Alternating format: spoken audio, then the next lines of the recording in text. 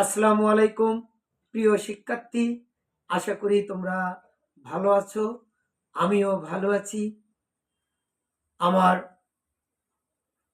ধারাবাহিক প্রেজেন্টেশনের আজকে আমি তোমাদের সাথে যে পাঠ নিয়ে আলোচনা করব সেটি হচ্ছে জেনারেল ইলেকট্রিক্যাল ওয়ার্কস প্রথম পত্রের প্রথম অধ্যায়ের অকুপেশনাল সেফটি অধ্যায় থেকে বৈদ্যুতিক দুর্ঘটনা। তোমরা জানো, আমরা যখন বৈদ্যুতিক লাইনে কাজ করি তখন অনাকাঙ্ক্ষিত বৈদ্যুতিক দুর্ঘটনা ঘটতে পারে। এই বৈদ্যুতিক দুর্ঘটনা ঘটার কারণ নিয়ে আজকে আমি তোমাদের সাথে কথা বলবো। তো আমরা জেনে নেব প্রথমে এই বৈদ্যুতিক দুর্ঘটনা কারণ কি। বৈদ্যুতিক দুর্ঘটনা সাধারণত তিনটি কারণে ঘটে থাকে। একটি হচ্ছে কারিগরি, অকারিগরি এবং প্রাকৃতিক। আজকে আমি তোমাদের দুর্ঘটনার যে কারিগরি কারণগুলো সেগুলো নিয়ে আলোচনা করি। তোমরা নিশ্চয় দুই একটি কারণ জানবে নিজের থেকে অথবা কারো মাধ্যমে, হয়তো বা তোমরা সেগুলো জেনেছো। আমি এখন তোমাদের বৈদ্যুতিক দুর্ঘটনার কারণসমূহ, কারিগরি যে কারণ সেগুলো একটু তোমাদেরকে বলি।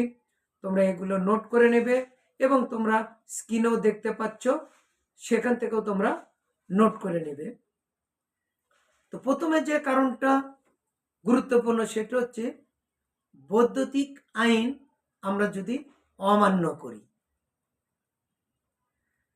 এরপরে আমরা বৈদ্যুতিক লাইনে যখন কাজ করব, এই কাজ করার সময় যদি আমরা শাটডাউন গ্রহণ না করি তাহলে অনাকাঙ্ক্ষিত বৈদ্যুতিক দুর্ঘটনা ঘটতে পারে।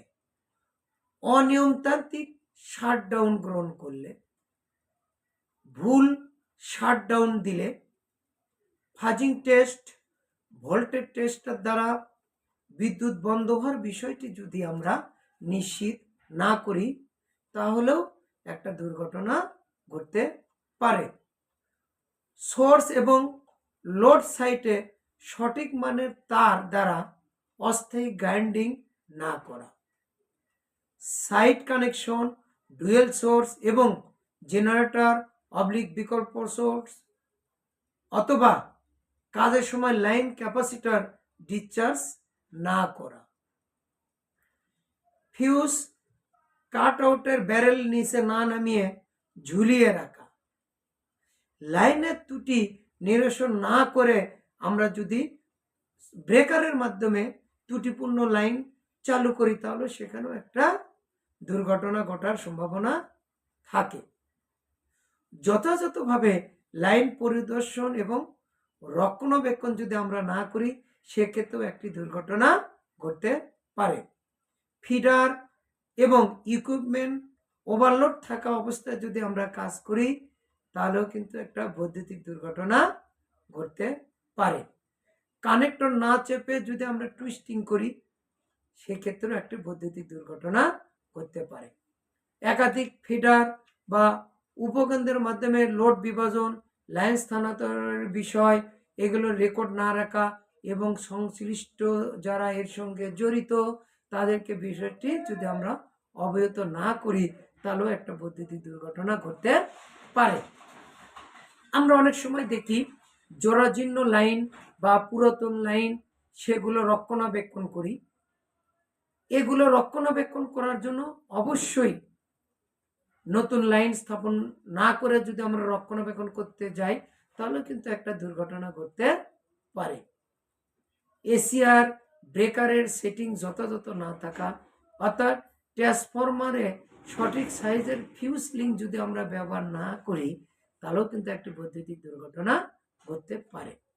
এবং সর্বোপরি তোমরা জেনে রাখবা, লুজ কানেকশন থাকা অবস্থায় কন্ট্রাক্টর রেড হট হওয়া, অর্থাৎ আমরা যদি লুজ কানেক্টর অবস্থায় কাজ করি তাহলেও কিন্তু একটি বৈদ্যুতিক দুর্ঘটনা ঘটতে পারে। তো প্রিয় শিক্ষার্থী, আমরা যারা ইলেকট্রিক্যাল বিষয়ে পড়াশোনা করব আমাদের অবশ্যই বৈদ্যুতিক লাইনে কাজ করার অভিজ্ঞতা থাকতে হবে, কাজ করতেই হবে।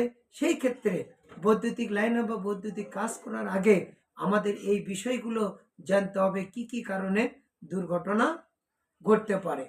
তো আজকে আমরা দুর্ঘটনার কারিগরি কারণসমূহ নিয়ে তোমাদের সাথে আলোচনা করলাম। এই ক্লাস থেকে তোমরা এই কারণগুলো নোট করবে, পড়বে। পরবর্তীতে তোমরা যখন ক্লাসে ফিরে যাবে তখন আবার এই কাজগুলো হয়তো বা এই কথাগুলো তোমরা আবার শুনবে, তাহলে দেখবে তোমাদের পড়াটা দ্রুত হয়ে যাবে। আবারও পরবর্তীতে আরও একটি ক্লাস নিয়ে তোমাদের সামনে আসবো। সে পর্যন্ত সবাই ভালো থাকবে। খোদা হাফেজ।